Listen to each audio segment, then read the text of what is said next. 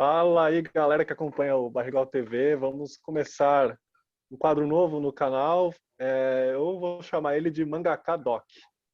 Conversei com o meu convidado, ele achou legal também o nome dessa série documental aí que vai ficar no canal Barrigal TV. E o primeiro episódio vai ser sobre o Shotaro Shinomori. E o Shotaro Shinomori não é apenas um mangaka, né? Ele é referência nos mangás. E também, olha aí, vocês podem ver o cenário do Ivan, alguma coisa no meu também, mas o Ivan tá bem claro, de Tokusatsu, né? E eu convidei o Ivan do Tokublog, né, para falar com muito mais propriedade e infinitamente mais conhecimento do que eu sobre o Shotaro Shinomori. E a gente vai começar. Eu queria que o Ivan comentasse do seu conteúdo, onde a gente pode encontrar o Tokublog. Fica à vontade aí, Ivan, e valeu por ter participado, por ter aceitado o convite aí, cara. Perfeito, Samuel. Eu que agradeço o convite. Pessoal, sejam muito bem-vindos aqui a esse vídeo. Tal como o Samuel introduziu, o tema principal vai ser Shotaro Shinomori, as obras que ele fez a nível de mangá e, claro, Tokusatsu também, evidente. Bom, já que você me deu espaço aqui, Samuel, para fazer um jabazinho, como ele bem falou, eu tenho o Tokublog, que é um blog totalmente dedicado a Tokusatsu, tá? Então, todos os dias tem conteúdo novo, que eu mesmo subo no blog. Então, se você tem interesse em saber quais são as últimas notícias dentro do universo do Tokusatsu, todo dia tem uma notícia lá diferente, então é só você acessar e ver o que está acontecendo. E também tem matérias, artigos que são colocados no blog sobre séries de Tokusatsu. Então, se você tem interesse em saber mais informações sobre as séries que passaram aqui, séries que não passaram, inclusive de gêneros que não são tão conhecidos, embora a gente conheça Kamen Rider, Ultraman, Super Sentai, Metal Hero, lá falamos de Tokusatsu como um todo. Então, tem artigos que falam, inclusive, sobre os Local Heroes, que são heróis que defendem as regiões do Japão, que é um gênero que não é tão tocado assim no fandom, mas lá, por ser um blog de Tokusatsu, o espaço é para todos os tipos de produção feitos no Japão e fora do Japão também, ok? E também tem matérias que falam sobre curiosidades, como, por exemplo, é possível ter um robô de Super Sentai no mundo real? Por que os vilões enviam um monstro por batalha em vez de mandar logo todos para acabar com os heróis? Por que isso acontece? Então, tem artigos assim que trabalham alguns estudos para poder trazer curiosidades dentro do universo do Tokusatsu. Como encontrar? O endereço do Tokublog é tokusatsu.blog.br. É assim de simples, afinal é um blog sobre Tokusatsu, então tokusatsu.blog.br. E nas redes sociais, no Facebook você encontra Tokublog, no Twitter Tokublog e no Instagram Tokusatsu Blog. Tá? Se você quiser receber informações por e-mail, dentro do blog também tem um espaço para você assinar a newsletter, que sai toda quarta-feira com muita informação e muito Tokusatsu aí para vocês curtirem. Eu tenho uma curiosidade, Ivan, até sobre o que você comentou no Tokublog, dos Local Heroes. Eu fiquei imaginando o Ryukendo, que categoria que ele se encaixa, o Ryukendo da Takara Tomy, né? Eu não sei em que categoria os heróis dele se encaixam. Essa é uma excelente pergunta. O Ryukendo, durante muito tempo, foi classificado pelos próprios fãs como Other Hero, porque ele é uma série que não se enquadra dentro dos gêneros mais conhecidos, como das franquias mais conhecidas, como Metal Hero, Kamen Rider. Mas como o Ryukendo, ele se transforma, e transformação em japonês é Henshin, então, dentro do Other Hero, tem uma subcategoria, podemos assim dizer, que são os Henshin Heroes. Então, isso aí se aplica a outras séries, como, por exemplo, Lion Man, que também se transforma. Ele é um Henshin Hero e Ryukendo também. Então, é a categoria em que ele se enquadra. E tem outras séries desse tipo também que se enquadram. Opa, legal. Agora eu já estou sabendo, já. Então, a gente vai começar o quadro, a gente vai elencar alguns tópicos, né, sobre as obras e a vida do Shotaro Shinomori, né? Foram tão importantes tanto para a mídia de mangá, como para o Tokusatsu e até animes também, né? E o Ivan vai comentar mais sobre isso. Então eu vou deixar o Ivan começar o documentário sobre o Shotaro Shinomori aí para vocês. E aí quando surgirem perguntas, alguma curiosidade, eu vou tentar fazer entre os tópicos aí com o Ivan. Vai fazer esse bate-bola legal. Perfeito, Samuel. Fique muito à vontade. Então, pessoal, vou apresentar aqui a agenda desse papo que nós vamos conduzir aqui nesse vídeo. Primeiro vamos falar sobre o Shotaro Shinomori, tá? Assim, a nível de carreira. Depois vamos falar sobre algumas obras dele, tá? Que antecederam Kamen Rider. Lógico, Kamen Rider, vamos falar sobre o mangá do Kamen Rider e depois sobre a transição que ele teve para a série de TV, tá? Então, pessoal, falando sobre o Shotaro Shinomori, muitos o conhecem como o criador dos Kamen Riders. Realmente, assim, é a obra mais conhecida de toda a carreira dele. Quando se fala em Kamen Rider, se lembra automaticamente de Shotaro Shinomori e vice-versa, tá? Mas devemos considerar que o Shotaro Shinomori, ele a princípio queria ser um romancista, quando ele era assim, bem jovem, adolescente, né? Era o que ele queria seguir, mas ele acabou caindo no mangá. E ele hoje recebeu o título de o rei do mangá, enquanto que o Osamu Tezuka é considerado o deus do mangá, porque foi ele que consolidou o gênero mangá como a gente conhece, não apenas em termos de traço, olhos grandes, também tem a questão assim da forma como a história em quadrinhos é estruturada, com muito dinamismo, que o Osamu Tezuka pegou do cinema, que ele gostava muito de filmes. Então isso tudo foi colocado no mangá e se tornou padrão até hoje. Por isso o Osamu Tezuka é o deus do mangá e o Shotaro Shinomori é considerado o rei do mangá, porque ele fez muito mais coisa do que Kamen Rider, pessoal. Muito mais coisa mesmo. Para vocês terem uma ideia, ele produziu mais de 128 mil páginas de mangá. Pessoal, é muita coisa. Na minha vida, eu que desenho como hobby, eu fiz 50 páginas, foi muito e com muito esforço. Imagina 128 mil, foram mais de 700 mangás que ele publicou ao longo de 45 anos de carreira. Shotaro Shinomori, ele já faleceu, mas deixou aí um legado muito importante para a gente. É muita coisa, pessoal. Só para vocês terem uma ideia, além do Kamen Rider, tem muitos títulos de Tokusatsu que passaram pela autoria dele e que tiveram suas versões em mangá. Por exemplo, tivemos o Inazuma, tivemos o Kikaider, tivemos Robocon. Bom, teve muitos outros títulos, tá? Realmente é muita coisa. Alguns se destacam, alguns que também tiveram versões em anime, como Cyborg 009, que inclusive passou no Brasil uma versão no Cartoon Network, também passou Sim. uma versão na Netflix, e Sim. Muita gente gosta porque é uma produção incrível e é do Shotaro Shinomori. Eu até comentar que o Cyborg 009 ele tem um traço bem parecido com os animes do Osamu Tezuka, né? Ele Sim. é bem inspirado, assim, né? Tem muita referência no traço do Osamu Tezuka, né? Verdade. Ao longo do vídeo aqui, Samuel, eu vou até comentar o porquê dessa semelhança, mas é bem colocado esse ponto. Realmente é bem parecido. Eu via, me lembrava a Princesa e o Cavaleiro, alguns animes clássicos do Tezuka. Mas existe uma razão, mais para frente eu vou comentar aqui, para todo mundo ficar sabendo. E além disso, pessoal, o Shotaro Shinomori, ele levou esse título de o rei do mangá porque ele produziu muita coisa. Ele entrou inclusive para o Guinness Book como o artista de quadrinhos assim que produziu a maior quantidade de títulos no mundo. E ele era muito versátil. A gente pensa, quando a gente imagina, cara, são mais de 700 mangás, então deve ter sido tudo nessa linha super-herói. Mas não, gente, ele fazia de tudo, tudo. Ele criou N tipos de mangá. Para vocês terem uma ideia, coisa que pouca gente sabe, inclusive, aliás, algumas pessoas não devem saber, desculpa. Até o mangá de Zelda, eu não lembro de qual jogo foi, se foi o Ocarina of Time.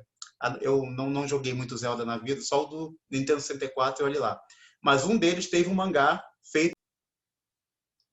Só para confirmar lá, o Shinomori ele fez o mangá do Zelda, né? Mas é o A Link to the Past, né? Aquele de quem lembra do Super Nintendo, né?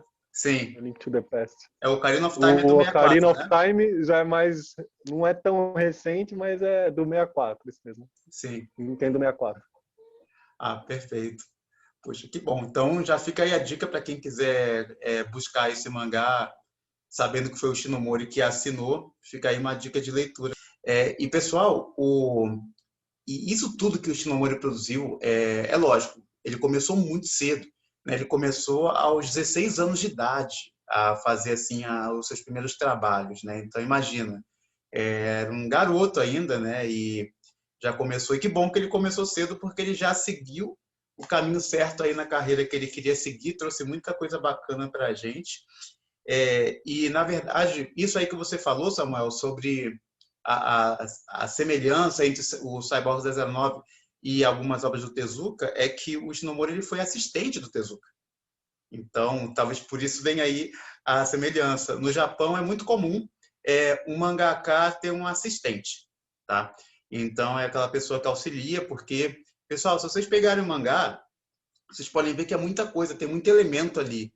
Por mais que ele leve a assinatura do mangaka, é difícil, é quase desumano colocar o mangaka para fazer tudo sozinho, para desenhar a história toda sozinho. Então, tem lá um assistente ou um grupo de assistentes que auxiliam, né, a fazer o acabamento final para o mangá ficar completinho e pronto aí para o consumo do público.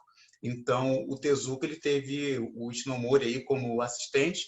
Posso dizer que o Ishinomori foi muito agraciado por ter trabalhado para o Tezuka e o Tezuka por ter tido o Ishinomori como seu assistente aí durante um tempo.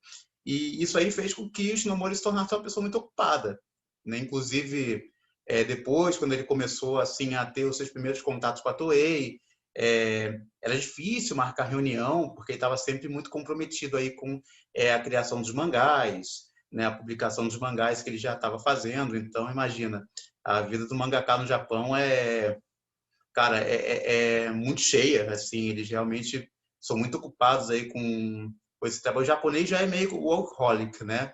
Então, imagina o mangaka, que às vezes pode ser que final de semana também tem que se comprometer com o trabalho, né? Afinal, são 700 títulos ao longo da vida, então é bastante coisa.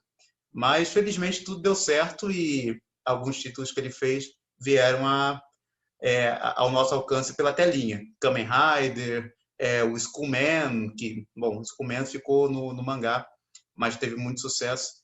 Eu aproveito até essa ponte, Samuel, para a gente então falar um pouco sobre alguns títulos do Shinomori. A não ser que você tenha algum apontamento aí para fazer antes da gente mudar o ponto aqui do vídeo. Eu ia comentar que você falou que ele começou cedo, né, com 16 anos. Sim. A gente percebe muito bem claro isso no anime e no mangá do Bakuman. Ele fala sobre a história de vida, do cotidiano de um mangaka. E eles começam bem na adolescência, que nem você falou, como ajudante, às vezes uma aventura one shot, uma história fechada ali, que sai uma tirinha lá na Shonen Jump ou em alguma outra revista mensal ou semanal. E eles vão assim crescendo profissionalmente, né? Se eles tiverem talento e as editoras acreditarem no potencial, né? E é bem assim exagerado assim o nível de trabalho deles, a quantidade de horas que eles trabalham é bem atenuante. Chega a estafar lá. Como é um anime, um mangá, tem exageros, mas a gente fala mais de Bakuman quando for falar de Takeshi Obata no episódio dele. Mas é só uma comparação assim que eu percebi que é bem, apesar de estar exagerado no anime e no mangá, é uma coisa bem real na vida dos mangakas também, né? Sim, porque o mangá, por ser uma história em quadrinhos, e o anime, por ser uma animação, é natural a gente ver situações que se tornam muito caricatas, né? Então, acaba ocorrendo esse exagero, mas toda caricatura é baseada num ponto da realidade que tem um exagero pequenininho. Então, se a gente vê no Bakuman, por exemplo, nessa rotina muito árdua do mangaka, ali está exagerado, mas pode ter certeza que é porque na vida real o negócio também é relação pura. É isso mesmo. A arte imita a vida imita a arte e vice-versa. É isso aí. Exatamente. Bom, e Samuel, já que falamos em arte, vou então puxar aqui o próximo ponto aqui desse papo, que é para falar sobre alguns mangás do Shinomori. Como o assunto aqui, como você me convidou por ser do Tokublog, que é um blog sobre Tokusatsu, acho que antes de falar de Kamen Rider, não dá para falar sobre mangá do Kamen Rider sem antes falar do Skullman, que é um mangá que foi feito pelo Shinomori. e que teve uma boa repercussão no Japão. Teve aproximadamente 1,5 milhões de cópias vendidas, é bastante coisa. E por que fez tanto sucesso assim na época, na década de 70? Porque o Skullman, ele foi considerado um dos primeiros anti-heróis da época. Assim, então, ele tinha um aspecto assim mais gore, por assim dizer, as histórias eram mais sombrias e ele também era um herói assim capaz de sacrificar vidas inocentes se for em prol de fazer a justiça, né? E esses conceitos que hoje a gente até consegue ver em alguns mangás shonen, alguns mangás seinin é para um público mais velho, né? Assim, nível universitário para cima. Isso não é tão difícil ver elementos assim, mas na época não era tão comum. Por isso que artistas como Go Nagai, por exemplo, na época chamaram muita atenção a caráter de choque, né? Quem já leu os mangás do Go Nagai sabe do que eu estou falando. Go Nagai, inclusive, que já inclusive tem alguns tokusatsu que levam a assinatura dele, o Battle Hulk, que mais? Teve mais alguns aí, eu não estou lembrando agora, mas o Battle Hulk com certeza. Quem vira o Tokusatsu pode ver que o visual assim é meio carnavalesco, meio exagerado assim, mas é muito similar ao traço do Nagai, sobretudo o Devilman. Fica aí uma dica, bem interessante. Quem gostar dos trabalhos deles, confiram. Tem uma matéria do Tokublog que fala sobre Battle Hulk. E então assim, esse conceito do Skullman ainda era algo não tão trabalhado assim para a época, talvez por isso tenha chamado a atenção. E de tal maneira que a ideia do Kamen Rider originalmente foi levar o Skullman para a TV. Só que se a gente já via algumas limitações na época para mangá e anime, imagina para um tokusatsu voltado para o público infantil. O Skullman era muito adulto, era muito sério, muito sombrio, muito violento, assim, para poder se transformar numa série voltada para o público infantil. Então foi necessário passar por algumas adaptações e foi aí então que, adequando para um personagem novo, o Kamen Rider surgiu. Tá? Então quem tiver interesse, assim, quem ainda não conhece o Skullman e tiver interesse em ver como o Kamen Rider se originou, como seria o Kamen Rider originalmente para a série de TV, fica aí a dica.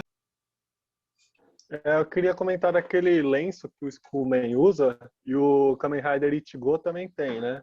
Tem Uhum. um nome específico, acho que você até comentou numa palestra sua aí, eu já esqueci o nome na língua japonesa, né? E Sim, eles vão usando esses lenços aí, acho que até tem um Sentai lá, o Battle Fever J também, eles usam. Depois eles param de usar, né? sim, aquele lenço se chama muffler, só que em japonês, como o inglês lá é adequado, eles têm que adequar a linguagem para o japonês, né? Então eles chamam de mafura, mas vem do inglês, muffler.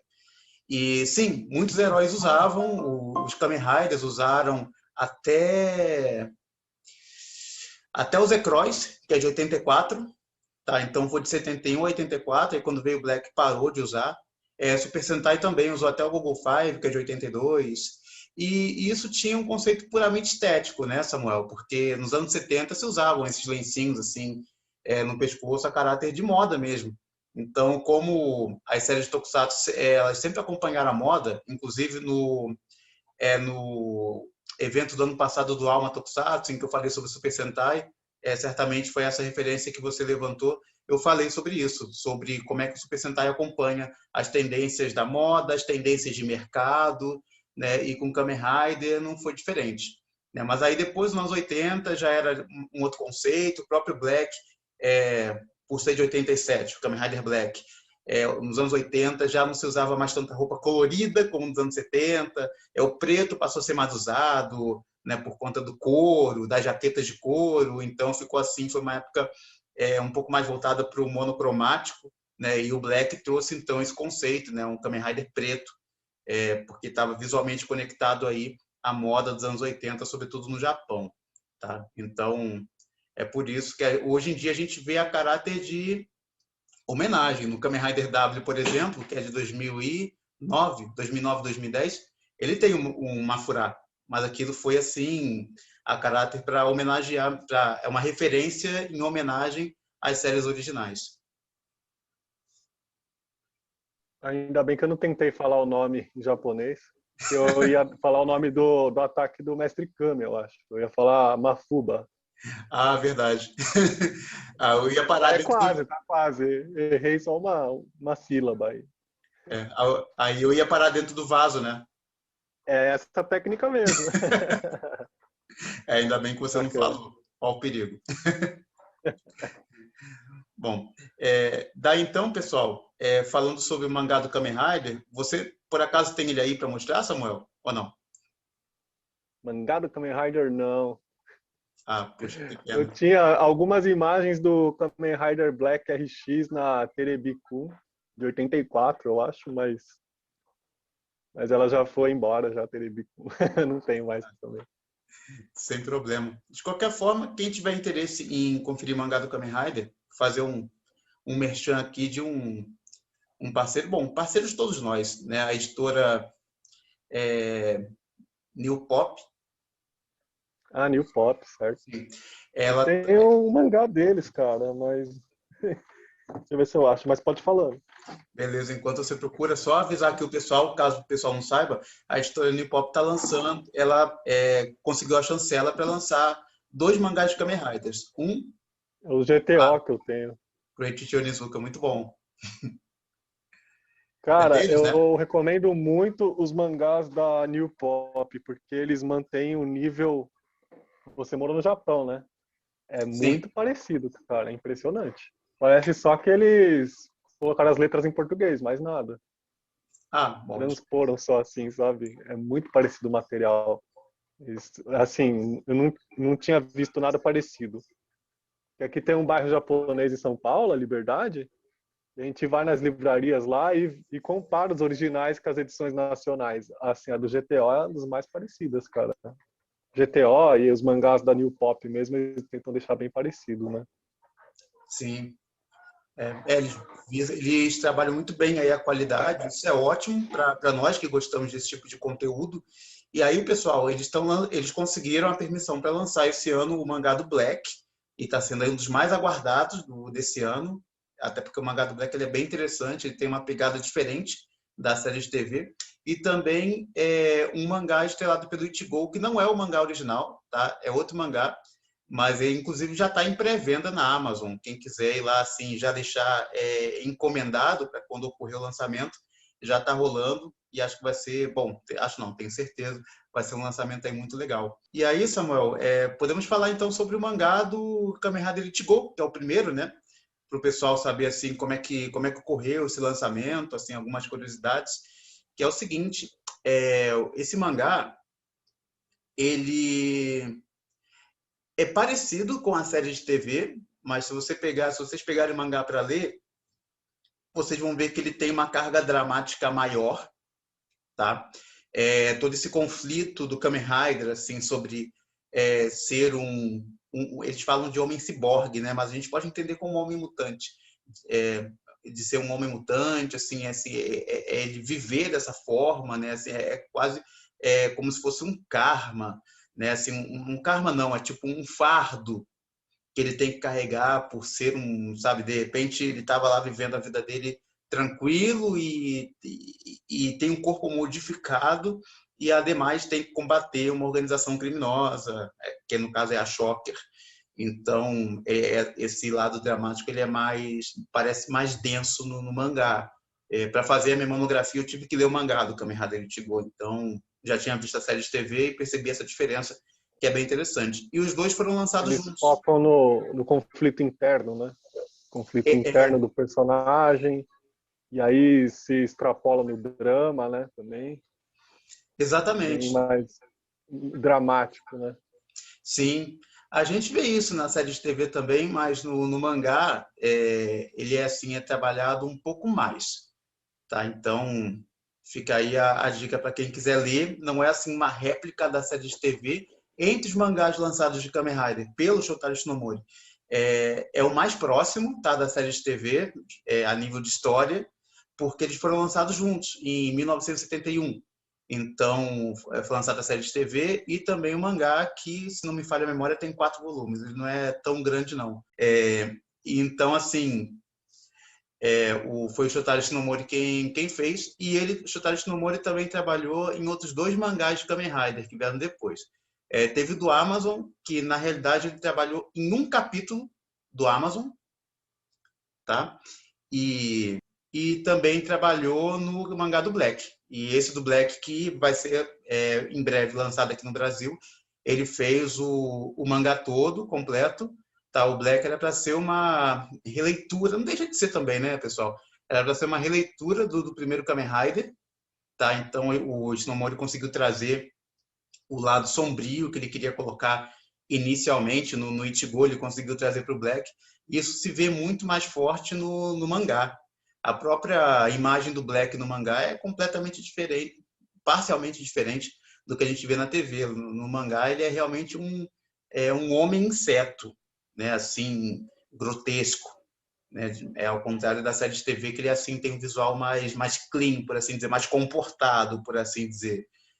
Mas então vale a pena dar uma conferida para ver aí essas diferenças. Então, quem viu o Kamen Rider Black, tá? Seja na Manchete, na Amazon, agora na Pluto TV, ao ler o mangá vai se surpreender com o ponto de vista que o Shinomori aplicou no mangá. Que é assim, até a história inicial, o primeiro capítulo, é completamente diferente da série de TV. Nem o monstro da vez é o mesmo, é bem diferente, tá? Então vamos aguardar o lançamento no Brasil, que vocês vão conferir isso de perto. A aparência é mais grotesca, né, do Kamen Rider Black no mangá, né? Sim. No Tokusatsu ele é um pouco mais, digamos, humanizado, né? Ele fica mais não é infantilizado, ele fica mais adaptado à série de televisão, né? Ele fica mais comercial, digamos assim, né? Para televisão. E são mídias diferentes, né? No mangá você tem mais liberdade, talvez, criativa do que na televisão, que vai ter um formato já pré-definido lá, né? É exatamente isso. Inclusive rola uma homenagem do Black do mangá na própria série de TV, que é no primeiro episódio, quando o Kotaro se transforma em Kamen Rider Black, tem uma cena que quem viu durante a infância deve ter ficado impressionado com essa cena. Eu fiquei, que é quando o Kotaro é arremessado contra a parede, quebra a parede, aí os 3 sacerdotes de Gorgon se aproximam e ele sai assim, numa posição meio curva, assim você vê que ele se transformou num personagem que só aparece a silhueta, né? Que parece um homem barata, uma coisa meio metamorfose do Kafka, sabe? E aí, na verdade, quando você percebe, bom, aquilo só ocorre durante alguns segundos e aí depois ele tchum, tchum, tchum, tchum, aí assume a forma do Black. Mas essa aparência ela é vista em alguns relances durante a série e na própria transformação. O Kotaro primeiro se transforma no Black do mangá e depois no Black da série. Algumas pessoas estão acreditando quer dizer, estão especulando que o filme do Black, que foi anunciado para o ano que vem, talvez possa ser baseado no Black do mangá, agora que o Tokusatsu tem mais liberdade. O remake, né, que eles vão fazer, reboot, quer dizer, do Kamen Rider Black, né? Vai ser uma série mesmo, né? Sim, vai ser uma série voltada para um público adulto, pelo menos foi o que disse o diretor. Isso. Por isso que algumas pessoas estão especulando que talvez haja mais liberdade na questão estética. E então pode ser que tenhamos aí a surpresa de o visual ser mais próximo do mangá original. Vamos ver, né? Acho que vai ser interessante. Eu tenho uma curiosidade sobre a questão da transformação, né? Agora, o outro ponto que você falou foi do Henshin, Samuel. Mas em que sentido? Acho que não peguei muito bem o que você quer que eu defina. Eu queria entender o significado mesmo da palavra Henshin, né? Porque ela é usada no Kamen Rider para transformação, mas Henshin é isso mesmo, a transformação. Não tem outros significados e pode ser até um gênero de Tokusatsu, Henshin Heroes. Aí eu queria entender melhor essa parte. Ah, tá. Henshin é transformação e ficou mais conhecido o termo, ele é mais utilizado pelos Kamen Riders por uma questão de tradição, porque o Ichigo falava Henshin, o Ichigo é o primeiro, tá, pessoal? O Nigo, que é o segundo, que aparece na mesma série também, e assim por diante. O V3, o Amazon não falava, mas a maioria dos riders falam quando se transformam, mas a gente vê o termo sendo usado também em outros gêneros. O Power Rangers, por exemplo, quando recebeu a dublagem japonesa, sim, para quem não sabe e talvez tenha ficado surpreendido, os japoneses veem Power Rangers também, tá? Só que lá chega um pouquinho atrasada, as temporadas chegam um pouquinho tarde, se comparado até com o Brasil, demora uns anos aí para eles acompanharem na TV, né, com a dublagem, não sei porquê, mas se vocês conferirem, assim, que eles falam Henshin-da, ou seja, em vez de falar é hora de morfar, eles falam é hora da transformação. Tá? Então, isso significa que o termo Henshin ele é utilizado para qualquer herói que tenha capacidade, qualquer personagem que tenha capacidade de se transformar. Ao ver Tokusatsu em japonês, a gente vê que, comumente, qualquer herói que se transforme, em algum momento o vilão vai falar, você não consegue se transformar, ou seja, você não consegue fazer Henshin. Ele vai falar isso em japonês, né? Porque é a palavra utilizada realmente para mudar de uma forma para outra. Respondi sua dúvida, Samuel? Pode ser a dúvida do público Sim, também. sim, a palavra Henshin ela é bem usada. E o Kamen Rider não tem mecha, não tem robôs gigantes, não vai ter combinações de robôs para se usar a palavra Gatai, né? Mas também é tipo, são as palavras-chave dos tokusatsu, né? Henshin, Gatai, por aí vai, né? O Sim. público tokusatsu, o Tokufan tá acostumado. A gente fica escutando tanto que às vezes a gente nem procura saber, né? Mas é o quê? O que significa? Aí eu só perguntei para tirar a dúvida mesmo. Tá? Agora, agora fiquei com a dúvida já resolvida, não tem problema. Só a título de curiosidade, Samuel, antes da gente voltar para a pauta, já que você falou aí de robô gigante, Kamen Rider teve um robô gigante, sim. Foi num especial que tivemos aí do ano de 2010, talvez, 2012, até 2019, que era o Super Heroes Taisen, que era todo ano era lançado um filme, em que aí era, assim, uma doideira, sabe? Era Super Sentai com Kamen Rider, com Metal Hero, com o Tio Cage, já apareceu até heróis de outras franquias, sem franquia, já apareceu a Patrine, já apareceu a Kumaiser, então, cara, era uma doideira. Eu volta e meia, quando tinha algum crossover assim, muito extenso, eu ficava pensando, cara, qualquer dia vai aparecer Chapolin Colorado, Turma da Mônica, porque, tipo, cara, é muito personagem junto, e num desses, não me lembro qual, tem um robô de Kamen Rider. Mas então foi assim, só nesse especial mesmo, não foi uma coisa que me agradou, acho que fugiu um pouco do contexto, mas a nível de crossover, a nível de fanservice, tá legal. Fora isso, a nível canônico, nós temos o Kamen Rider J, que é o Kamen Rider que consegue ficar gigante. Né? Então, é o mais próximo que nós temos aí, não de Super Sentai, mas mais de Ultraman, né? Que todo Ultraman consegue ficar gigante, e o Kamen Rider J é o único da franquia que tem essa capacidade. Assim, já quase a gente está, não sei, acho que talvez terminando o episódio sobre Shotaro Shinomori e a gente tinha conversado em off para comentar sobre, agora você me fez lembrar do Eiji Tsuburaya, a Sim. importância dele para o Tokusatsu, e agora a gente está falando do Shotaro Shinomori, ele também é tão importante quanto o Tsuburaya, né? E tem o crossover, né, do Ultraman e do Kamen Rider, né? Você conhece? Queria que você falasse um pouco sobre esse crossover também. Claro. O primeiro encontro entre Kamen Rider e Ultraman a caráter oficial aconteceu em 93 e foi um episódio curtinho, acho que não chega nem a ter 30 minutos, acho que tem 15. É bem curtinho mesmo, é só realmente para agradar os fãs. E aí mostra uma historinha curta, assim, que o Kamen Rider Ichigo, que é o primeiro, se encontra com o Ultraman Hayata, que também é o primeiro, e aí surge um vilão, o Kamen Rider, pela primeira vez, fica gigante, e aí os dois lutam juntos contra esse vilão e termina.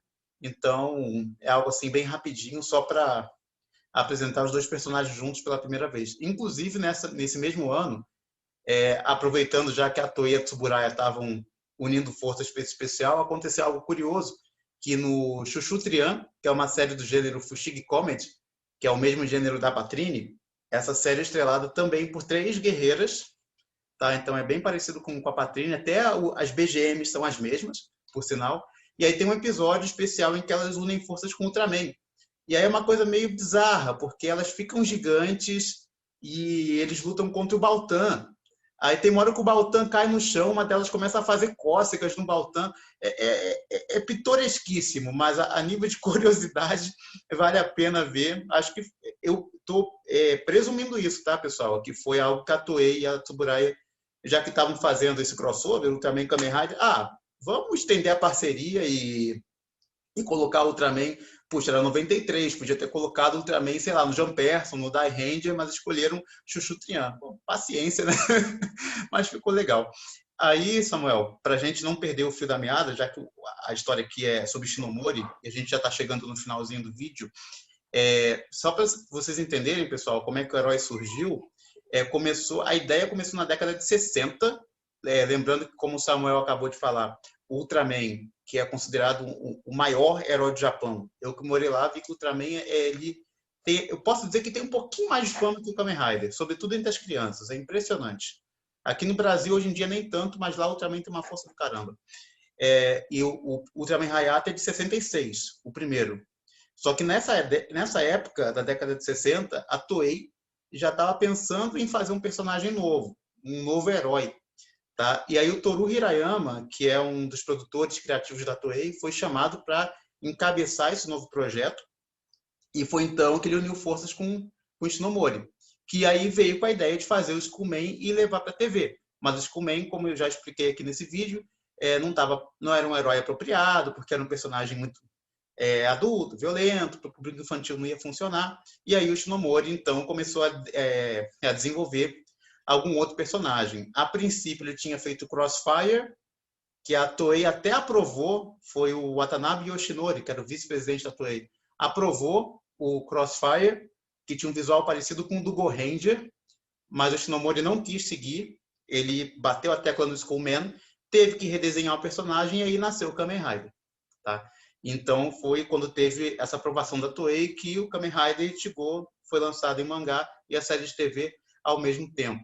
Aí, posteriormente, o Shotaro Shinomori, ele tentou alguns reboots de Kamen Rider. O primeiro foi no Sky Rider, de 79, que inclusive pegou carona no filme do Superman, por isso que o Sky Rider é o Kamen Rider que consegue voar.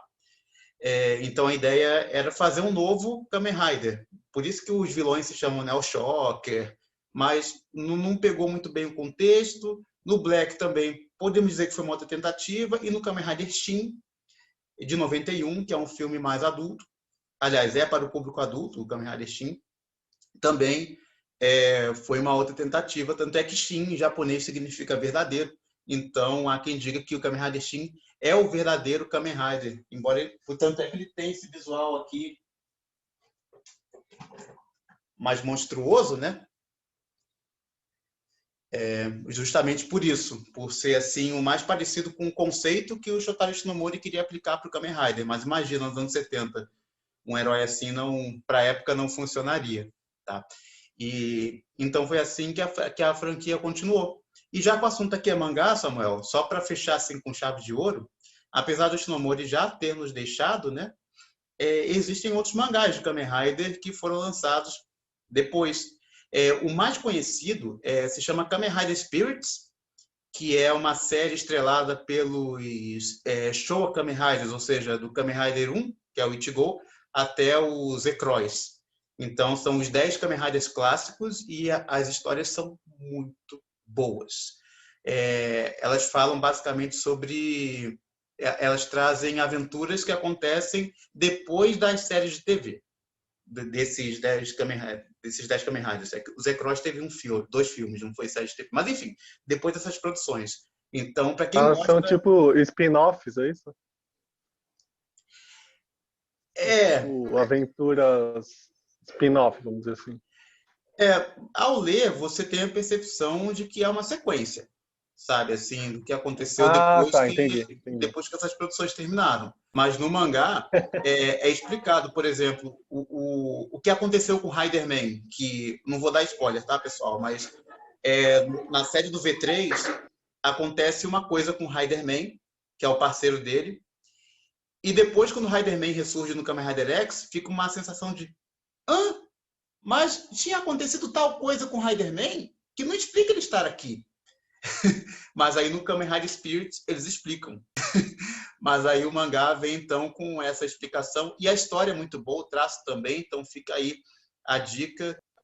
Eu queria lembrar que o Ishinomori tem um museu, né, em homenagem a ele, é na cidade de Ishinomaki, na província de Miyagi. É um Sim, museu do Ishinomori que foi feito em 2001, né, esse museu, né? É a terra sim, natal dele. é terra natal dele, exatamente.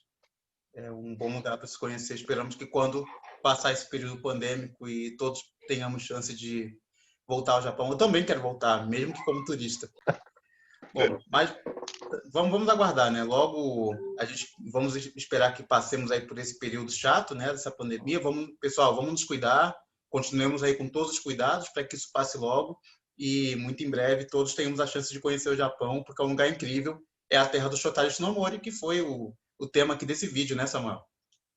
Isso, isso. É, quando passar a pandemia, primeiramente convidar o Ivan para passear novamente por São Paulo, Quero muito. primeiramente.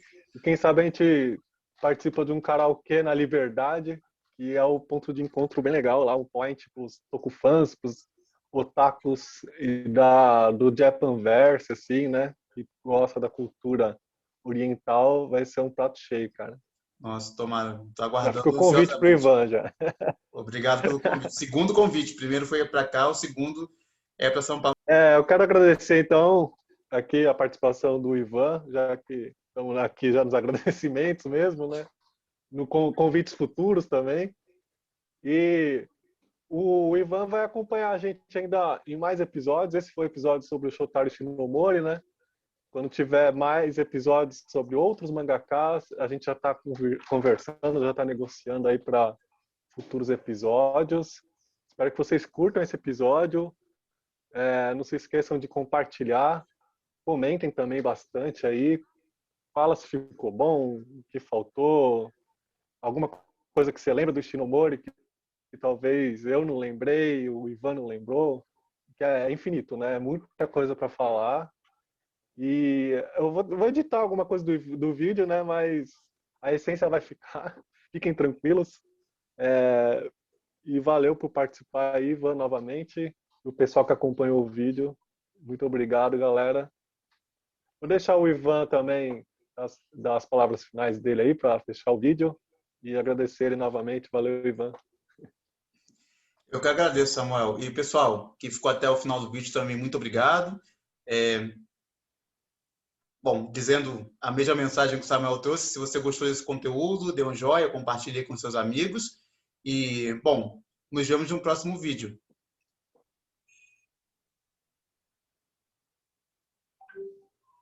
Alô, valeu.